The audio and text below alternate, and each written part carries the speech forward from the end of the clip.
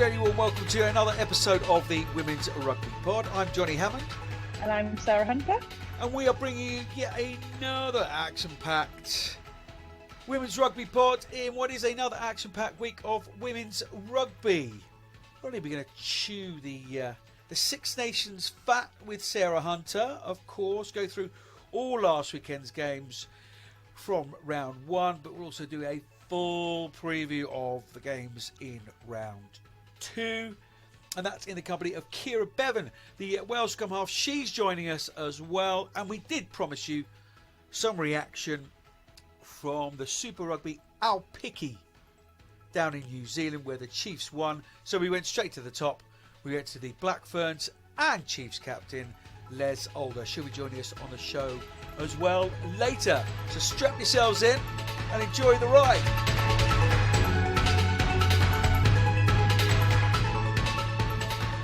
How are you then, Sunter? How's a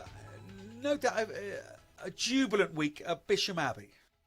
Yeah, no, we're good. It's a little bit cold here, as I'm sure it is for a lot of people. It's even very for a different. Lass like you? Well, I don't mind the cold, but when you're running around and it's hailing, playing rugby, it's not the greatest, especially after such wonderful weather and conditions last week. It's the extremes are not great for the old bones, I don't think. No, indeed so. But this is the early 2020s, and as we are seeing around the world, absolutely anything can happen. So the weather, I think, is the least of our worries. But no, I think to your point, that the weather really reflected last weekend, didn't it? What was a best of round one in terms of looking at the sort of wider picture of women's rugby as I can ever remember being involved in the game, and that's a reasonable amount of time. How about you? Oh, it was brilliant. Just the buzz and the run up to it, not just from an England point of view, but collectively around the Six Nations, all the media, all the press, everything on social media, everyone was talking about it. And I think the fact that it was so sunny and the weather was good, and you think this is why we moved it to this window, free from everything else. The weather's good. It's nice to play rugby in these conditions. I think it couldn't have had a better start to the competition than we could have asked for, really. Couldn't agree with you more. Let's just go through the facts and figures then. Scotland 5, England 57 at the Damhealth Stadium. Wales beat Ireland 19-27 at the RDS in Dublin, and at the Stade d'Alpes in Grenoble. France beat Italy 39-6 this weekend. On Saturday, France against Ireland, 2:15. Wales against Scotland at 4:45. Another stand has had to be opened, Sunter, because of high demand for tickets. And on Sunday, Italy against England at 3 o'clock. That is now, again, I think due to pressure and demand, that has been moved from the BBC iPlayer onto the main channel, BBC Two, here in the UK. But just carrying on the positivity around that round one, I mean, record crowds at the RDS, 6,113. That was a record crowd for a standalone Women's Six Nations game in Ireland. 3,988 was a record up in Scotland as well. What was it like to play up there with that decent crowd? You've already spoken about the sun on your back, but great to have kind of support. Yeah, the atmosphere was incredible. We did the team run, and you're in an empty stadium, and you're a bit unsure about what game day is going to be like. But when we turned up and got off the bus, there was music playing. You could hear people. You went out to warm up, and the crowd was gathering. There was loads of young girls around, and obviously it was quite partisan towards Scotland, but it just had a really good atmosphere around it. A lot of English Northerners had travelled up, so that was nice to see that they're not too far to go to support a Red Roses team. And everything about it, I thought was done really, really well in Scotland. And yeah, it's great to hear that they're now starting to get record crowds. And we've been there, you know, when you think back to when we played at Castle Park and Doncaster, and we were getting those sorts of crowds, and just how in a short space of time we've generated to where we are. And hopefully we'll see that continue to grow in Scotland and in all the other nations as well. Yeah, I mean, it was jumping out the screen, the pictures from the yard, yes, and again, yes, the weather helped, the crowds helped, but actually it looked really good on telly, didn't it? Proper broadcast quality was done, and it looked brilliant. And again, over, as I say, in Dublin, the crowd sounded absolutely brilliant, and I'm sure the players are absolutely buzzing playing in that kind of atmosphere. Understood your home game at Kingsholm, pushing 11,000 being sold for that, so they're looking for a record crowd, and now taunting Leicester for the game at Welford Road. Yeah, I saw that on social. Crowd as well, but it's just where it should be, Sunter, isn't it? And I was going to ask whether you missed the one man and his dog from your early playing days when you played international rugby, but it's so welcome.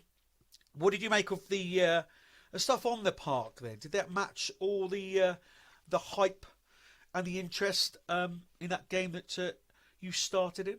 I think obviously we won, which is in a tournament you want to do, and getting off to winning ways is really important. But I don't think we spoke about afterwards. Mids has been very clear in like sort of his press afterwards that we probably didn't play our best rugby by any stretch of the imagination. You know, there was elements of things we wanted to try, but sort of our accuracy at times really let us down. It was quite stop-start, and I think we obviously got the bonus point try really on, and you go into half time and you think, right, well, we need to maintain it, we need to raise the tempo, and you come out and like it doesn't go all your own way. And like Scotland are like a big part of that, you know, that they make it really difficult. They had like a number of opportunities themselves, and they wanted to play, and like I think on Sunday you certainly know you've been in a game because they defend and they hit you back, and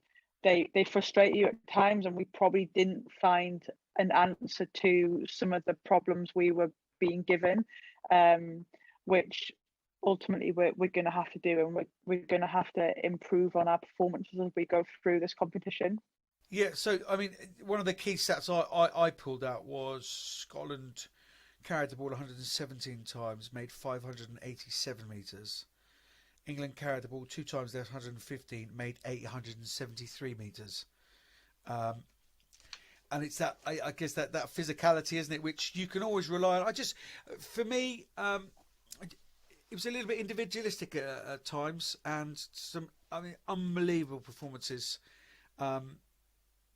What on earth are you putting in Marley Packer's cereal in the morning? Just out of this world type stats for her. 95 metres, 24 tackles, 16 carries, 19 ball in hand, got 3 turnovers. She got 5 turnovers, I think. The stats do vary across the Six Nations website, which is not overly helpful. But on her 80th cap, hat trick, player of the match, Mother's Day. That one's for Oliver. She was absolutely outstanding, wasn't she?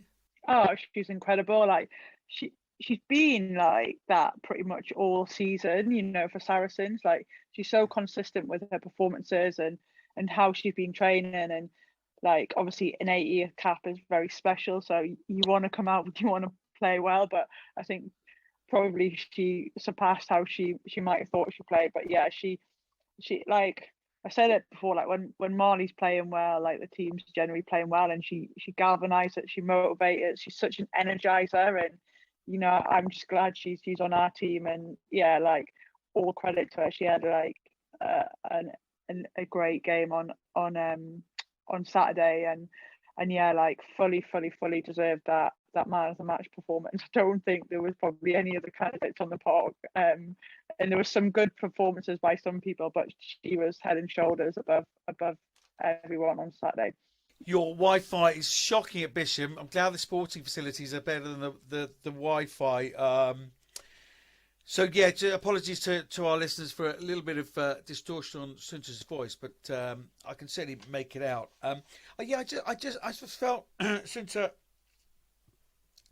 yeah, individual point, yeah, from Marley there. You know, Skaz to be back, those hands for the Abby Dow try, and Abby Dow's little jink inside, and that 3-4 meters was like unbelievable.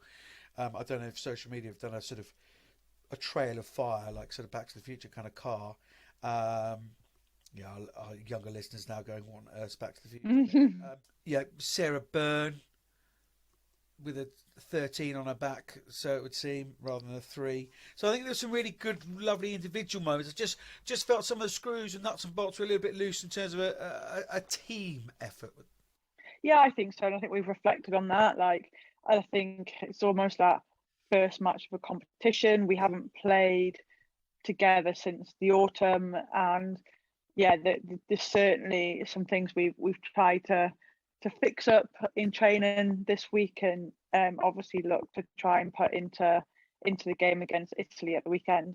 What's to improve then? I've got a 11 count on the penalty list and 12 turnovers conceded. That's what the Six Nations were playing. Yeah, I mean, I don't think it's far off. I think yeah, actually in our skills, like our unforced errors were quite high, especially like our handling errors. So that's obviously a big work on for us. Discipline, like we do need to get better. There was a period where we just gave penalty after penalty after penalty away, and you just concede possession and territory, and you put yourselves under unnecessary pressure. So we need to sort that out. And I think just playing more rugby in the opposite half, I think that again the territory stat was like ridiculously in favour of Scotland. So Yeah. we need to address that as well. And I think just fine tuning like our attack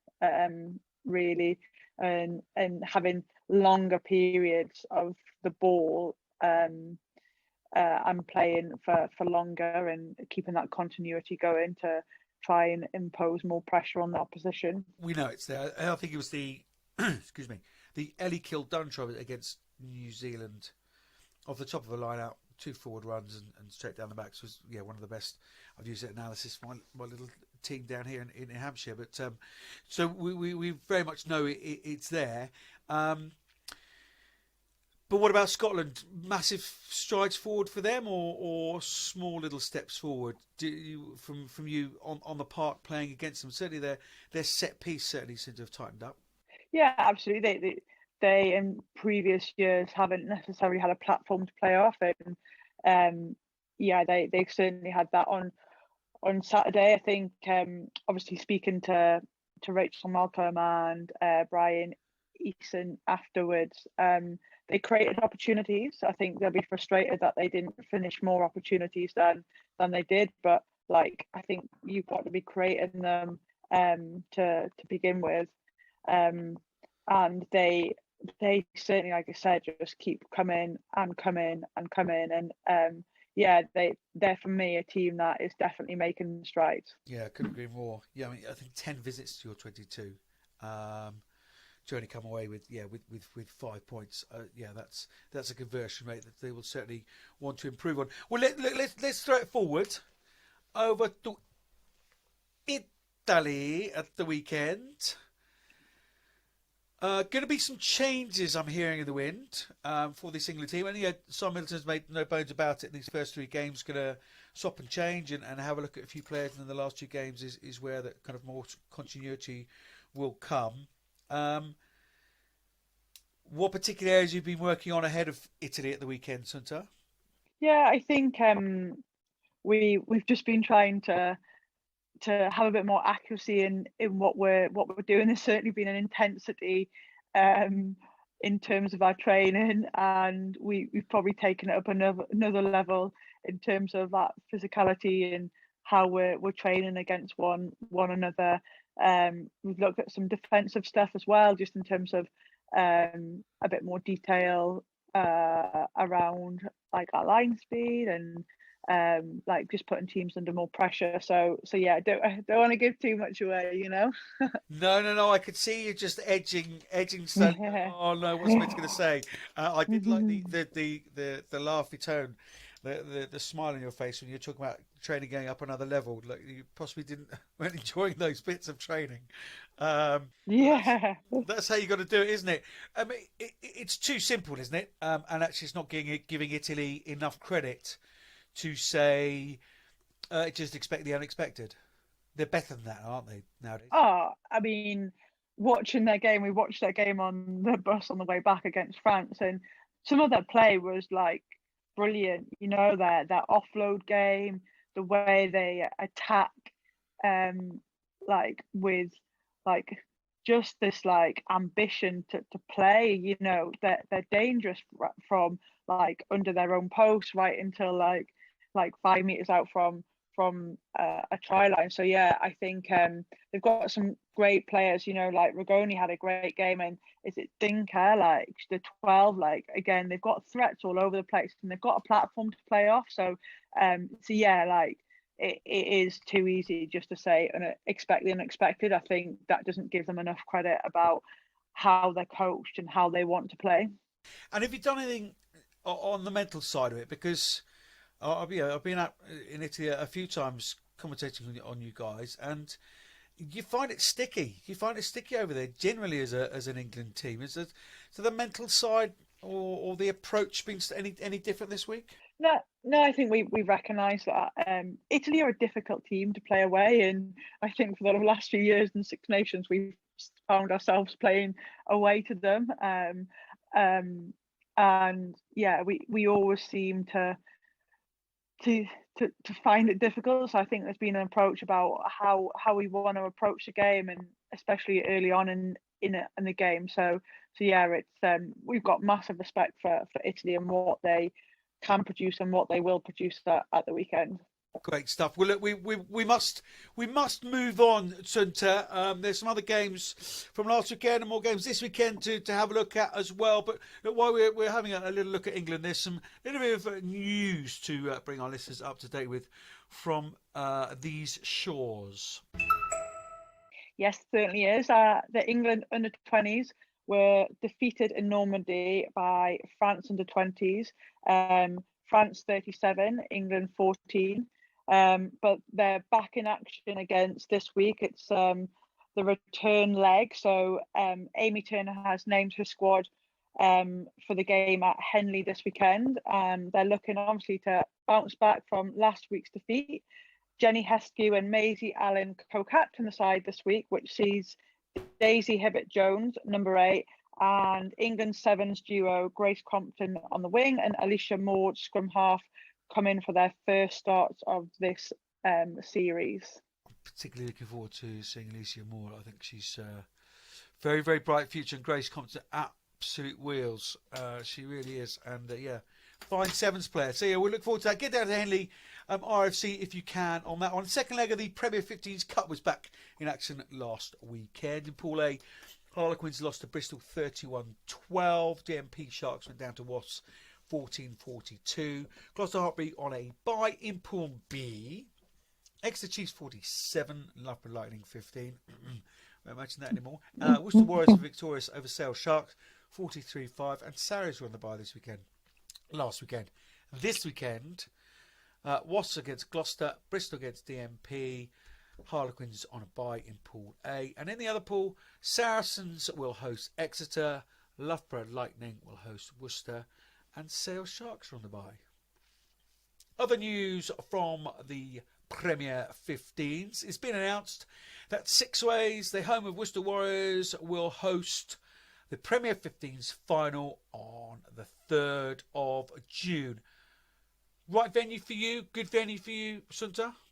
I think it is a good venue. You know, it's pretty central-ish, and I think potentially the teams that are in there, you're probably limited to what grounds you can go to, and obviously it's a men's Premiership weekend as well, so that probably then narrows it down even further. So yeah, Worcester's a great venue. Obviously, we were there in the autumn as well, and it had a great atmosphere. So hopefully, lots of people will get along to that final, because it's been whoever is in there, it's been probably the best Premiership we've had since its inception, 3-4 years ago. So it's set to be a cracker, that's for sure. Certainly is. Good sales pitch. Well done, you. Yeah, and I Yeah. like clubs that are fully on board with the women's game, getting these kind of games, and Worcester Warriors Six Ways is certainly one of those. And there's been a bit of chatter about it being on a Friday and what have you, but you control the controllables, don't you? Let's beat the drum and get people there. In other news, from Harlequins, and I do want to speak to Berth about that when she's on the pod, hopefully next week. Jared Mullen has announced that he's moving to the academy at Harlequins. I just find this just quite odd. I mean, it's players left at the end of last season after winning the Premiership, which well, you can draw your own conclusions. But top quality players, Leanne Infante, Chloe Rowley, amongst others, got rid of, obviously, of course, Gary Street and Karen Finley, replaced, as I say, by Jared Mullen and a forwards coach from Cobmar FC, as I understand it. He was doing some sort of regional work in that area as well in Surrey, and he left before he got his foot through the door. Now an extensive search is being made for Jared Mullen's successor. I just find it all very, very strange from another club's point of view. It's a bit strange, this sort of merry-go-round, isn't it? Yeah, I think I guess for Harlequins women, that had probably a lot of consistency with obviously Gary and Jock in the coaching system. Obviously this is a bit more of a disruption to them, like obviously won the Premiership, defending champions, knowing that your head coach is again leaving. I don't think they really replaced their forwards coach, so again it's turnover in coaches, which I guess for some players leads to a bit of uncertainty, and where the direction of that the program's heading, and what support and who will come in are always big questions when there's coach turnover. So yeah, it's interesting. Obviously there's progression through into the men's side of the club, and obviously that's something that Gerard's been keen to take up, and yeah, it's an interesting decision. Yeah, I might dig out the pod when he was announced, and he did a opening press conference, and within that was comments about his own career progression. For me, that just hit alarm bells. Opening press conference should probably be about the team. But look, he's won the Premiership, and away you go. But yeah, just get the right person in first up. So yeah, strange goings on at Harlequins. But anyway, over to Wales, Sunter. Yeah, over in Wales, you've got the Dragons this week that announced the groundbreaking launch of a new women's development academy in the region that will run alongside the men's age grade setup at, excuse my Welsh pronunciation, the Ystrad Mynach. Mynach. Welsh international prop Keira Bevan has been appointed performance lead alongside her playing contracts. This will be the first performance academy in Wales with the first women's performance lead, and forms part of Wales' ongoing commitment to the investment in women's rugby. Oh, the good news just keeps coming, keeps flooding over the Severn Bridge, isn't it? Over from Wales. Great stuff for Keira Bevan, and WRU full marks again. I'm Rosie Galligan, and you're listening to the Women's Rugby Pod. Well, let's look back at one of the other games from last weekend now. Over at the RDS, where Ireland were downed by Wales, 27 points to 19. We can speak now with the Wales scrum half, Keira Bevan, who's in camp and reflects on that game and looks ahead to their game against Scotland this weekend. It is a very warm welcome to Keira Bevan. Welsh school half. Hi, Keira. Congratulations on the victory. How's the week been so far? Yeah, very good. We've had a good training week so far. Obviously, we're in again today, and we're in now through to the weekend. So yeah, so far so good. Awesome. And how's the squad? Because I mean, it was. I don't want to over egg the pudding here, but you know, we've documented many media sources, including here on the pod, about the trials and tribulations, the speed bumps and what have you that Welsh Women's Rugby has been through, and we've spoken to Sian through those sort of choppy waters. It's the first time you went out as a professional team, so a history-making game really. It was seminal for me. It was you're 19-10 down at 65 minutes. And you pull it out of the bag, and it just seemed to come across on the television. You really meant it. Yeah, I think so. Like we've had an emphasis since the autumn of finishing strongly, and you know that last 30 minutes of a game where you know we can really put teams under pressure, and that's probably been a focus for us heading into this campaign. Is you know, we don't want to get to that, 60, 65 minute mark and drop off. You know, we want to go another level. And I think we showed that on Saturday that we have it in us to be able to go another level. So that was pleasing to see. Yeah, 100%. I mean, 43-0 you lost to them last year. Yeah. It's an incredible turnaround and vindicates obviously the WRG's decision to throw some contracts out there. I think physically there's a huge amount to grow, isn't there? You're only very fresh to being full-time athletes. But it just seemed to be a real calmness because Ireland came at you in that first half, didn't they? Yeah, I think first half they probably, dominated us physically. It felt at times we were almost carrying to a brick wall. But, we went through it here on Tuesday and, we just said sometimes we need a first half like that to be able to get that sort of second half. And, we weathered the storm fairly well, I thought, and we didn't let them get too far ahead, which is probably important as well.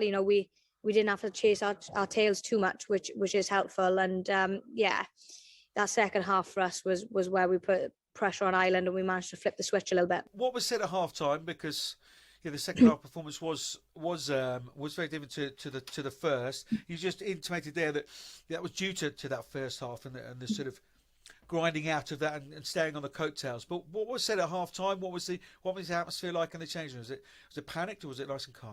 Yeah, I think it was quite calm. I think we all felt that we were in the game and that we were going to win. There was no panic from anyone. I didn't feel, or I didn't feel it anyway. And just a sense that we're still in this game. It's it's there for the taking, and we've, like I said, we put an emphasis on that last 30, so we knew, when it gets to that uncomfortable stage in the game, where do we go back to? And we managed to find a way to win. And sometimes that's what Test rugby is about, isn't it? Just grinding out a win. Yeah, 100%. I think you kept the ball very well. I think it's something like 8 more minutes in possession than Ireland had over the game. But there's one thing psychologically saying we're going to finish that last quarter strongly. There's different thing actually doing.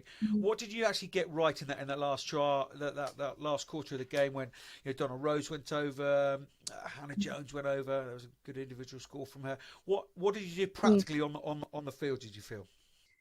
I think for that last scrum, wasn't it? I think we had the penalty, didn't we? And we opted to go for the scrum. And I think, we spoke about, that's near enough the middle of the pitch. It's a very hard kick as well to get to touch, and you never know how the lineup's going to go. And we felt we had the upper hand in the scrum throughout the game, so we kind of took it upon ourselves to opt for the scrum, and I think we just backed our ability.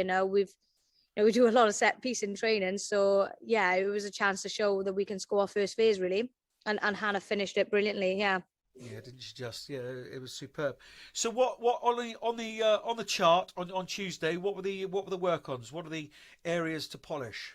Probably tackle tech. So from outside backs, I think we missed 13 tackles all in the game. So it was tackle tech in the wide channels. That was probably the main work on for us. And obviously we've just then been looking at Scotland now this week and seeing where we can, potentially cause an upset with them. And, obviously I'm pretty sure they're doing the same as well. So just seeing where we can cause a bit of carnage there. Just two more for me. We'll get on to Scotland. Just 1 second. Some great individual performances within that team performance, and I thought the Jazz Joyce try was a superb team score, as it were. I mean, I'm just where on earth she keeps her power and her strength. I just have no idea. She's a slight little thing. What other individuals? Alicia Butcher's obviously one player of the match. I thought Charlotte Harris came on and added some real spark, but there seems to be some real depth on the bench as well now. Some individuals for you that shone. I think Donna was great when she came on, and she scrummaged really well. Cara Hope as well scrummaged really well when she came on. You mentioned Sean Ed, obviously Alicia as well was great. I thought Alex Kander had a great game as well. I think she was 100% with tackles. I think she had 13 out of 13, which is quality, and they're proper chops as well, so they hurt a little bit. So I thought Alex Kander played really well. Stuart controlled us really, and spoke really well to the ref on occasions. And I think there was a lot of really good performances, and I think overall as a team everyone played quite well. I think that's what helped us get the win in the end, is we were all on the same page when it came down to it. It's amazing what a bit of time together can do, isn't it? I know. Well, who would have thought? Scotland then, next weekend. I won't let you answer that one. I'll get you in trouble. Scotland this weekend. Where's the game going to be won and lost, Keira? I think we've looked at Scotland, and obviously they like to kick the ball a little bit from going off the England game. They've got a really good back three with, Chloe Rowley and Rona Lloyd and people like that. So we know that's going to be difficult. We can't kick willy-nilly to them. If we're kicking, we've got to kick on our terms, and, we've got to get a good chase in. So, but I think up front, I think, our forwards gives a really good platform last week in that second half. And if we can start Saturday with the second half we had against Ireland, hopefully, we'll be firing on all cylinders. And how much does it give you confidence, an unchanged 23? That must sort of ring through the squad that you're trusted to carry on what was a superb opening victory. Yeah, I think it's good because we're building some consistency and continuity with each other. It helps that, me, Shu and Snowy play all together at Bristol probably as well. So, I think it's good that he's got trust in us. And, he probably could have started some of the girls that came off the bench as well, if we're being totally honest, because they came on and were amazing. And, but it's great that he has trust in the starting 15 and the bench that came on as well. It's getting noisy there. That means you're about to go off and do something else. No, you're absolutely fine. Look, I don't want to take any more of your time. It's a prep week. And really, really appreciate you coming on. All the very best against Scotland at the weekend. Thank you. We'll be watching, and all the best as you continue to build and develop as a squad. Cheers, Johnny. Bye. Hi, I'm Neve Briggs, and you're listening to Women's Rugby Podcast. You were talking there, Sunter, and you heard I posed that question. It almost seemed like a seminal victory for them, for me. They got their contract, and that physical development is going to take a while to shift through. But just the mindset. I mean, they got smashed 43-0 against Ireland last year, and they've turned that around to a 1927 victory, and actually looked fairly composed all game. I don't know what your thoughts were on it. Yeah, I think obviously for Wales, like to see a team go through probably the patch that they've had at 7 Six Nations games beaten. So for them to turn that round, especially away in Ireland, it's a particularly hard place to go. Like we've mentioned, there was a sellout crowd, and also like to come from behind. It says probably a lot about the work they've done and the coaches that have come in to help them with that. And it was probably a good game for the neutral in terms of it. They went right down to sort of the last quarter. And for Wales to have that composure to get the win that they've needed for a long time is great to see. And again, it just keeps that sort of development of the Six Nations. It's not the same old, well, the score lines are massive, and like it's a given that Ireland are going to win by whatever it was last time. That actually it is competitive, and actually for you to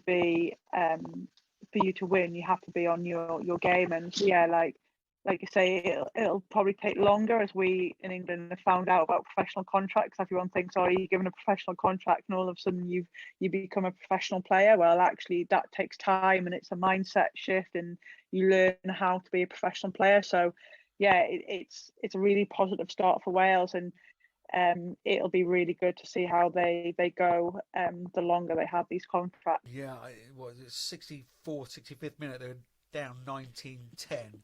Yeah. I think that Donna Rose try from the driving maul. Yeah, I was impressed by their physicality. I know Wales are always physical. It's one of their hallmarks, isn't it? But yeah, I thought again just tightened up those kind of areas, and Hannah Jones was impressive with her individual score.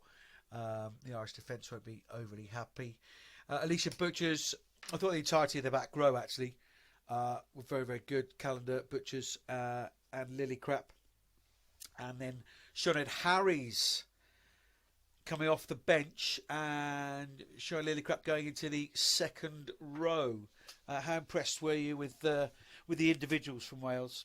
Yeah, absolutely. When you want your senior players to stand up, and you want them to especially the back row, like you need people to have good games. And I think the reason why they probably came out is because, like, individually they probably played better than their opposite number, but then they worked collectively together. It was very much a team performance, and I think now obviously you've got contracts and you've got like these part-time contracts, and I think there's still a couple to be announced. So you've obviously got this competition within the squad, which obviously drives performance as well. So yeah, it was good to see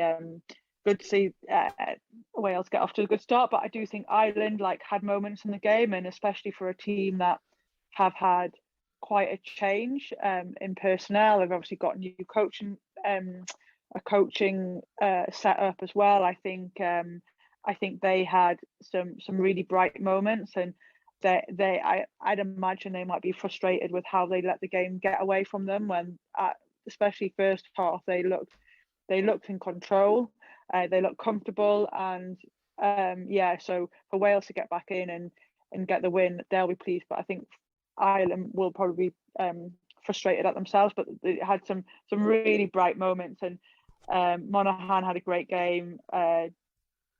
Dugang, she had a great game. So there's some really promising aspects to where Ireland are in a place where, from what we hear and read, they're in a rebuilding phase. Yeah, I was just going to move on to Ireland. Yeah, you picked out Murphy Crowe's try, that 7-inch influence, obviously flooding the midfield as well. I thought back three going forward for Ireland was very, very good. There'll be some work to do going backwards. But I didn't. They obviously burst out of the traps. That really nice try, as I say, from Murphy Crowe, and Dugang. A couple of offloads from Monaghan, weren't they, through the tackle? Some really nice stuff. But I felt that Wales were never shocked by it and never rocked by it, and were quite happy to hold on the coattails. And as Keira said there, it was a bit of a priority to finish that fourth quarter really, really strongly. So a little bit of work to do for Ireland and Wales, of course. So what are you predicting is going to come out of Wales against Scotland? Tickets still available, Cardiff Arms Park, for that one, ladies and gentlemen. 4:45 in the capital. So do get down there. Another stand has been opened. What are you expecting from that one? Oh, I think it'll be a hell of a game. I think, physical. Yeah, absolutely. You just got to look at how we felt Scotland played against us, and the physicality level, and they created a lot of opportunities. And I think if they can finish some of them, they'll be in the game. And knowing how Wales played, I genuinely wouldn't like to call it. I think it'll be a great Six Nations game, hopefully in front of a record crowd down there again. But yeah, it's sort of almost a battle of the like teams that play with passion and heart, but like they've definitely got more than that. Like it'll be an interesting game to watch, that's for sure. Well, you know that won't do with me. I'm going to press you to tell you before that. Where's it going to be won and lost? I think the back rows will have a big part to play in it. Like you look across the board of the Welsh back row and how well they played. If they go with the same back row of Butchers, Calendar, and Lillicrap, but then you've got Malcolm. Malcolm, Conkle, and Evie Gallagher's coming in at 7. Interesting. 5 changes, but Evie Gallagher's coming in alongside Rachel Malcolm and Jade Conkle. Yeah. Rachel McLaughlin unavailable. Okay, but even still, like I think Evie Gallagher, when she's come on, has gone really well. Yeah. So yeah, I think it will be a real battle there, which will probably dictate what happens around the breakdown and what the quality of the ball is like. And I think whoever can probably control that and like control the territory and play in the right areas will probably have a front foot. And Scotland had a great platform to play off, and Wales was improved as well. So yeah, it could be. And then you look at the danger of like Jazz Joyce versus Rona Lloyd. Like if they can get the ball out to their back three on both teams, there's just some really, really great matchups. Some really good head-to-heads, which makes it for an exciting game. It certainly does. Go on then, who's going to win? And I'm purely sitting on the fence on this one. Splinter time for Sunter. It's very, very much so. We still got to play Wales, and yeah, I genuinely wouldn't want to call it. Who are you going with? You're silly if you bet against the home team. Generally, there we go.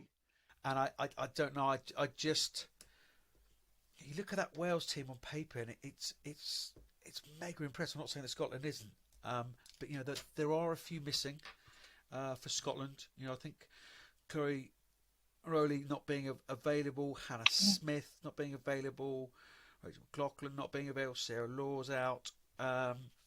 So yeah, looking forward to seeing players like Emma Orr coming in for making her debut. But I just think there's some real wind in the sails of Wales at the moment, and being back home, be a great crowd down there. I think it'll be very, very tight, but I think Wales might just edge it. And I hope the edge of the fence that you're sitting on is hurting you now. Good. Let's move on then. France against Italy. I'm Keira Bevan, and you're listening to the Women's Rugby Report. Yeah, let's have a look at France-Italy from last weekend. 39-6 to France. Forgros, Boulard, Jacquet with tries, Murias as well. What did you make of the team who will be nipping at your heels come the last round of the Six Nations? Probably a little bit similar to us in terms of a lot of unforced errors. Like they created opportunities and looked good, but then like a unforced error sort of stunted sort of their performance really, which as we watched it, I was like, oh, this is like watching us yesterday. So again, I think they'll progress nicely over the tournament, and I think they'll certainly have an improved performance as they go through. And obviously missing a few key players, but I thought Sansu, when she came on, like changed the game for France. Like they became a different team when she was running the show really. So which is no surprise to see her starting this week as well. So but I thought Italy caused some problems. I thought, again, when we watched it and reviewing it, like if Italy had converted a few of their chances or just been a bit more controlled in some of their decisions, I think it could have been I think it's been an interesting game. I think it would have put France under a lot more pressure. And we know when France are under pressure, then things start to creak. So again, a good game to watch. I don't think the score reflected the game. Like, I think if you just saw the score and didn't know anything about the game, you'd have thought, oh, it's very one-sided. But Italy were in it for large chunks of the game and periods of time. Yeah, no, I kind of got that opportunity just before half time, and it was a forward pass, wasn't it, down the left side, and that half time was 17-6. Even at 17-11, 17-13, it's a different ball game. Yeah, absolutely. I thought Rigoni, I mean, one of the most underrated players in this Six Nations, has been for many years. I think she's always in our Six Nations team here on the WRP the last couple of years. I know Ali Donnet at Scrum Queens is a big old fan as well, but I thought her and Dinker in the centres, as you say, caused a lot of trouble. I'm not sure Rigoni's a 10. She's often played at 12, hasn't she? But yeah, as you say, Santos changed the game for France. So they make 7 changes for Ireland this weekend. Are you expecting a more polished performance from France at the weekend? I think so. I think Ireland will challenge them, but I do think that France will want to be better than they were in the first game. That's for sure. I've got no doubt about that. So yeah, but France Ireland is always interesting. So hopefully Ireland will go and give them a bit of a run for their money. But yeah, I expect to see things a little bit more clinical, a little bit, like you say, a bit more polished. So that game is the opening of round 2. France against Ireland, 2:15 on Saturday for that one. And Sarah is not going to say that out loud, but she's going for a France win. Whoa. Putting words into her mouth. As the Six Nations wrapped up, let's get to all the international news then. News coming down from New Zealand. I don't know whether it hit the England camp and what the reaction was, but Wayne Smith, who is hotly regarded as one of the best coaches of the modern era, certainly, if not of all time, down in New Zealand, has been brought in as head coach of the Black Ferns ahead of the World Cup. They sorted out their S&C as well. And that was one of the questions that I asked Les Alder, the Black Ferns captain, the Chiefs captain, not only asking her about Wayne Smith, but of course about the inaugural Super Rugby Aupiki down in New Zealand. Here's Les Alder. It is a very, very warm welcome. Good evening over there. Good early morning here in the UK to Black Ferns captain, Chiefs captain, inaugural Super Rugby Aupiki winner, Les Alder. How are you, Les? You well? Hi, Johnny. Yeah, good, thank you. I'm really well. Nice and warm here in New Zealand. It's a bit hot, but thanks for having me. Oh, it's a bad start because it's freezing here again. We got full. We had a couple of days of sun. All the daffodils came out, and now it's freezing again.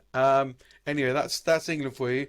But you're all well, enjoying life in New Zealand, and things beginning to kind of properly move out of COVID and what have you now.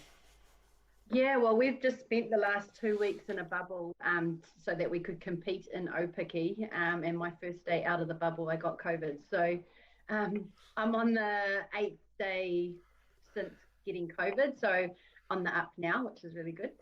Oh, you've timed that really, really well. A really intense load of rugby and then a few days rest. That is very good planning from you. Yeah, it did. Worked really well. But you look very well. Obviously, not too badly hit by the COVID, which is good to see. Yeah, I only had like 1 day maybe where I was bedridden, and then after that I've been sweet as. So a bit of fatigue, but back into training and everything now, and yeah, feeling good. Awesome. Well, we wanted to get some reaction, being a global podcast, and you guys, as you say, a couple of intense weeks, a few games. What was it like to play in that inaugural tournament as a Chiefs side? Just give us the emotions around that. I mean, it was really cool, really special.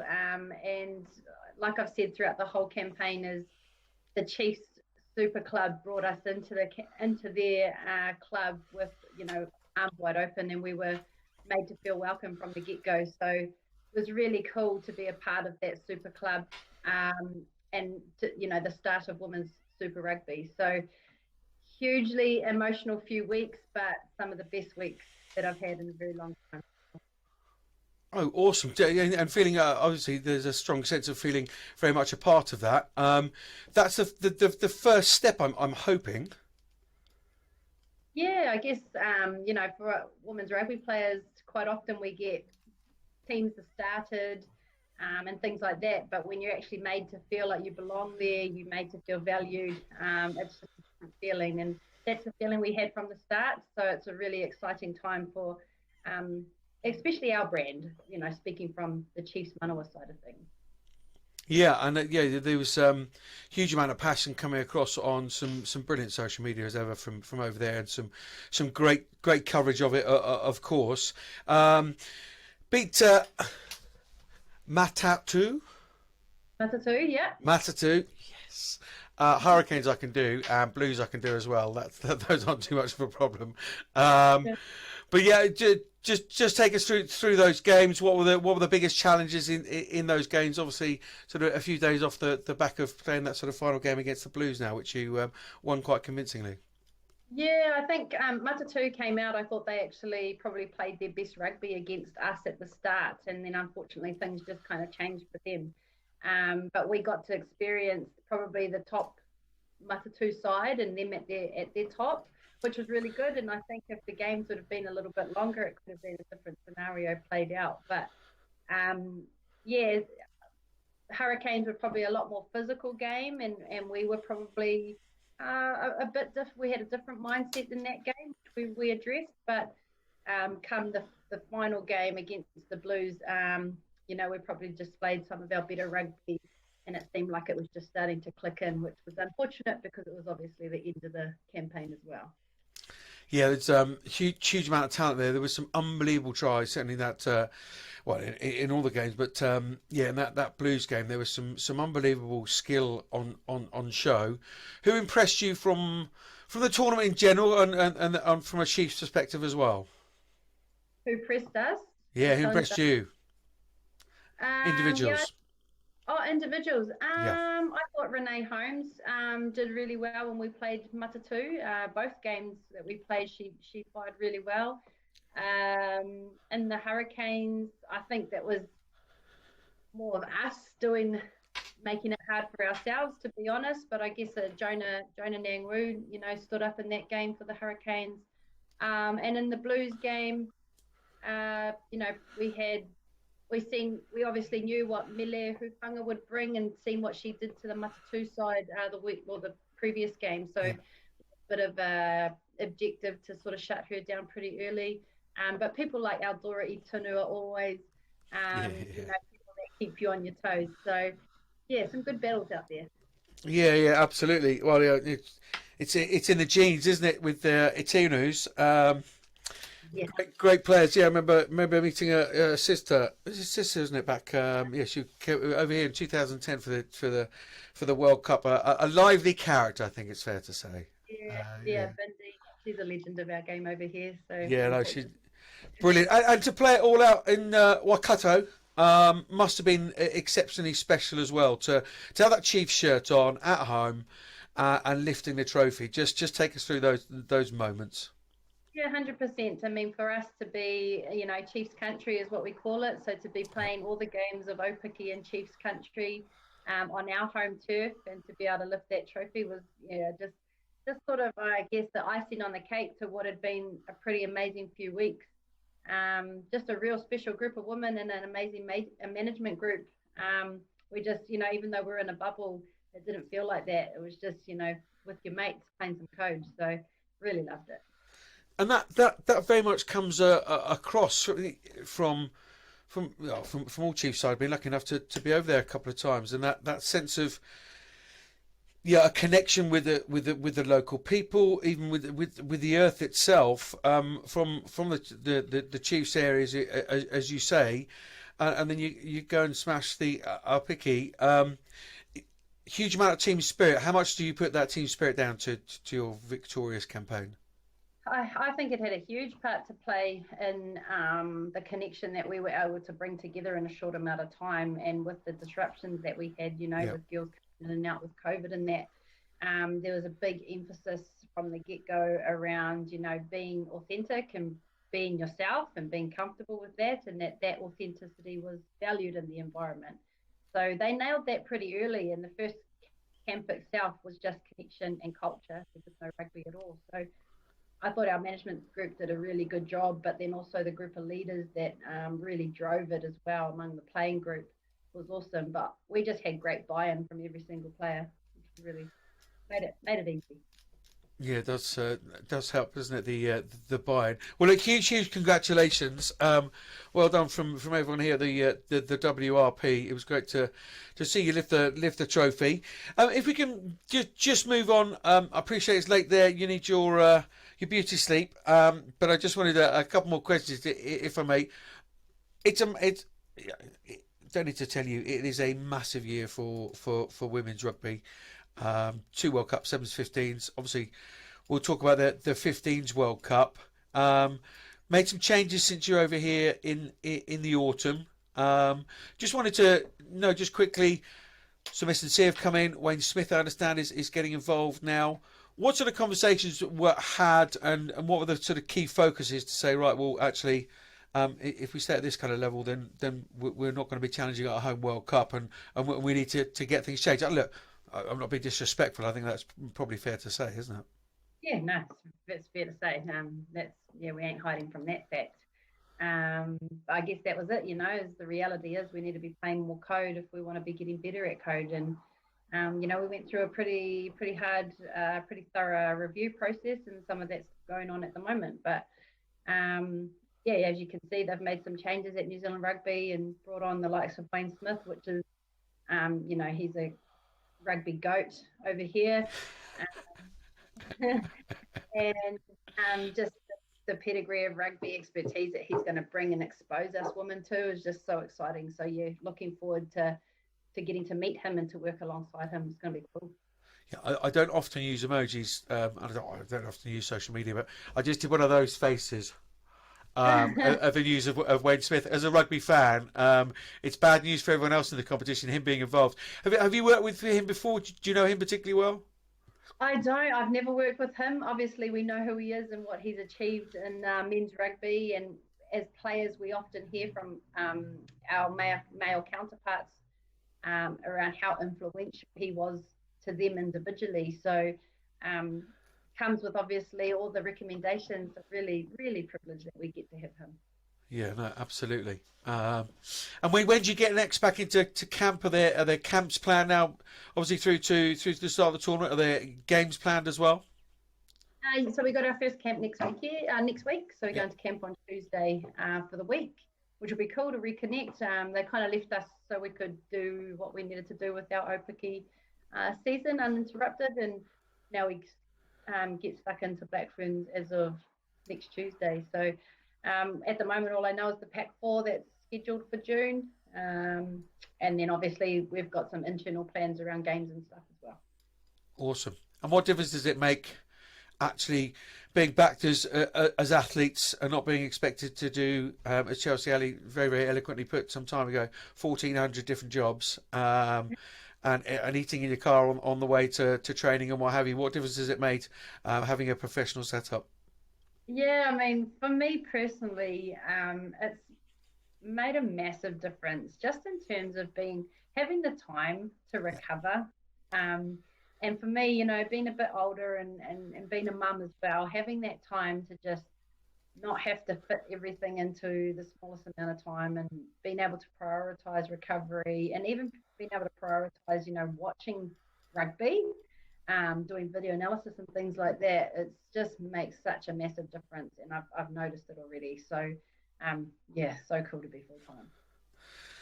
Well, I know you're in COVID isolation there. We'll let you get back to that and get your sleep in. I just want one more question. You probably would have seen the result from the Red Roses at the weekend in the opening round of the Six Nations. What did you make of them in the autumn? So your autumn, is that last year? Yeah. So when you were over in England playing the Red Roses. A few months ago. We've had ladies and gentlemen, we've had problems with time zones, let alone seasons now. We've Les and I have had some issues, but we're all here now. Oh, I thought the Roses and France, I thought they both played really well. Different sides to what we've obviously been. You could tell it'd been a bit of time between games for us because we hadn't seen them in a while. So different side to when we last matched them in 2019. And obviously the work that they've been doing is paid off as well. So they've lifted the bar, their man France. And yeah, it's an awesome challenge for us. Is an awesome challenge. Just one final question. Home World Cup. Let's say that the fairy godmothers come down. You're in the final already. Who would you like to meet? Oh, look, to be honest, not whoever is the best of the rest. That's who we'd like to meet. And then you'll have both hands on another cup and another bit of silverware too, and another bit of a medal to pop in the sock drawer. Yeah, I mean, we don't want to play it out too early, but that is the goal. Great stuff. Led, thank you so much for joining us. I know it's late there, and we really appreciate getting some news from down under and just what's going on down there. But yeah, hopefully you recover well and enjoy camp. And good luck at the World Cup if we don't speak to you before. Awesome. Thanks, Johnny. Down in Australia, there was no Super W fixtures last weekend, but it's back this week. Fixtures for this weekend are the Fijiana Drua versus the New South Wales Waratahs, Queensland Reds versus Melbourne Rebels, and the Brumbies versus the Western Force. Both the Fijiana Drua and New South Wales Waratahs are undefeated so far, so it will be an excellent contest. It certainly will. If you saw, listen to the independent review coming out of Rugby Canada of their high performance programs and its board of directors commissioned in the last autumn after concerns were raised about the effectiveness and the culture within these programs. The report outlined 12 board recommendations in 3 different categories: strategy, structure and culture. Chief among these recommendations is the creation and clear communication of a national high performance strategy, including hiring a high performance director. The report is free to read online, but it wasn't wonderfully pleasant reading. And I know personally we had some people contact us actually, and some of the experiences of some of the ladies over there haven't been great. But someone like Gareth Rees is involved there, and he's a true rugby guy and a great chap. So yeah, steering that ship around, I suspect will happen sooner rather than later. Some better news from North America.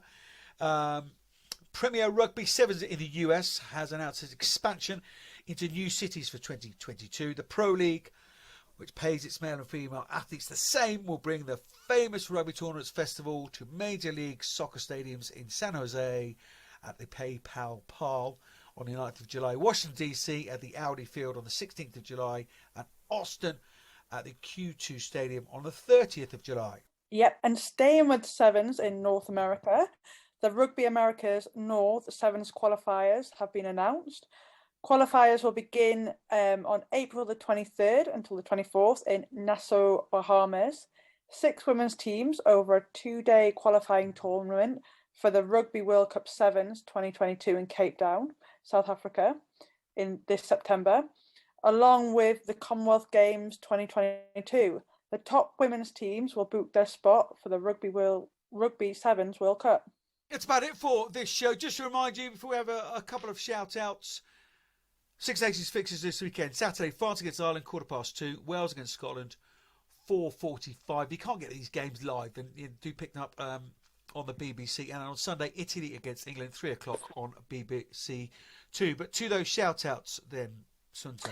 Yes, so we've got 2 50th caps to give a shout out to. In the Premier 15s, we've got congratulations go to Akina Godwin for her 50th appearance for Worcester.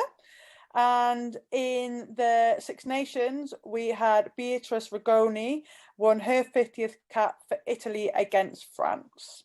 Yeah, it's an outstanding player. Huge congratulations to both of those. Beatrice Rigoni, a very, very cool customer, and many congratulations to her. Everybody here at the WRP and in the rugby family, in fact, would like to send the condolences and heartfelt thoughts to the family of Maddie Lawrence, her friends and her teammates at UWE after the young winger passed away suddenly last week. They have set up a Just Giving page celebrating Mandy as a way to celebrate her life. Money raised will go towards a foundation set up in her name, which will support two things she held close to her heart: women's rugby and mental health. Good to see that Brave Mind has reached out immediately, as well as we as much as the RFU and what have you are reaching out and trying to support in any way we can. But if there's anything we can do, of course, then do let us know. I know there's lots of causes out there at the moment, but if you do have anything spare, then gofundme.com/celebrating Maddie. If you can give anything. Another pod wrapped up for another week then, Sunter. Good luck with selection. Good luck in Italy. As a rugby fan, go make it 2 from 2. As a neutral WRP presenter, let rugby be the winner.